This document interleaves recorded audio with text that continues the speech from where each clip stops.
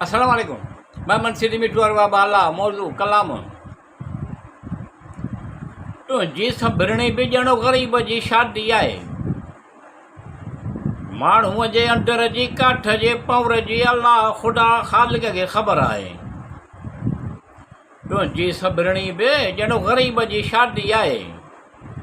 माण्हूअ जे अंदर जी काठ जे पौर जी अल्लाह ख़ुदा ख़ालिक खे ख़बर आहे। हिकु ज़र ख़रीद जी बेवसी जेको कंहिं शइ यानी माल मिल्कियत में उन में दख़ल जो इख़्तियार नथो रहे। हिकु ज़र ख़रीद जी बेवसी जेको कंहिं शइ यानी माल मिल्कियत आहे उन में दख़ल जो इख़्तियार नथो रखे। अहिड़ी सुञ भींग जो बुख ऐं ख़ौफ़ जो ॼणु वेस ढकियलु आहे। ख़ुशीअ सां हलाल रोज़ी अल्लाह रब रहीम ॾींदड़ आहे। तो जी सभरणी बि ॼणु ग़रीब जी शादी आहे।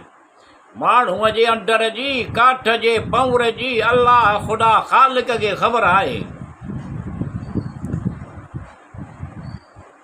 हिते तक़रीबन फ़नकार मिलंदा आहिनि पर क़िस्मत वारनि खे को सचो यार मिलंदो आहे। तो जी सभरणी बि ॼणु ग़रीब जी शादी आहे। माण्हूअ जे अंदर जी काठ जे पौर जी अल्लाह ख़ुदा ख़ालिक खे ख़बर आहे। आसूदगीअ जे मज़न में मशगूल संदन जेको मानो मर्तबो आसूदगीअ जे मज़न में मशगूल संदन जेको मानो मर्तबो माण्हू हलिया वेंदा आहिनि, यादूं छॾे वेंदा आहिनि।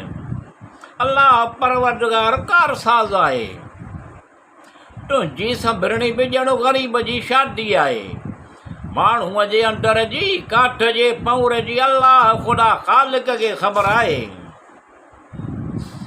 मफ़ाद हिकु जहिड़ा हुजनि त पोइ सोच बि हिकु जहिड़ी थी वेंदी आहे। मफ़ाद हिकु जहिड़ा हुजनि त पोइ सोच बि हिकु जहिड़ी थी वेंदी आहे। ख़यानत सीननि जे राज़नि खे अल्लाह ई ॼाणंदड़ आहे। तो जी सभरणी बि ॼणु ग़रीब जी शादी आहे। माण्हूअ जे अंदर जी काठ जे पौर जी अल्लाह ख़ुदा ख़ालिक खे ख़बर आहे। मनपसंद शख़्स जे कमी मिसालनि दलीलनि में मुंहिंजी हर ख़ुशी। मनपसंद शख़्स जी कमी मिसालनि दलीलनि में मुंहिंजी हर ख़ुशी।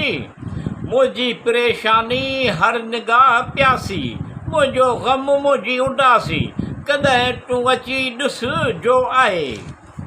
तो जी सभरणी बि ॼणु ग़रीब जी शादी आहे। माण्हूअ जे अंदर जी काठ जे पौर जी अल्लाह ख़ुदा ख़ालिक खे ख़बर आहे। हर कम जी तक़दीर मुक़रर आहे। दुआउनि सां ख़ुशि सुलूबी सुहिणे नमूने सां अॻियां पुठियां थी सघे थो। हर कम जी तक़दीर मुक़रर आहे। दुआउनि सां ख़ुशि सुलूबी सुहिणे नमूने सां अॻियां पुठियां थी सघे थो। सभु सारा जहाननि जे पालणहार अल्लाह रब्बुल आलमीन अल रहमान अल रहीम लाइ आहे। तो जी सभरणी बि ॼणु ग़रीब जी शादी आहे। माण्हूअ जे अंदर जी काठ जे पौर जी अल्लाह ख़ुदा ख़ालिक खे ख़बर आहे।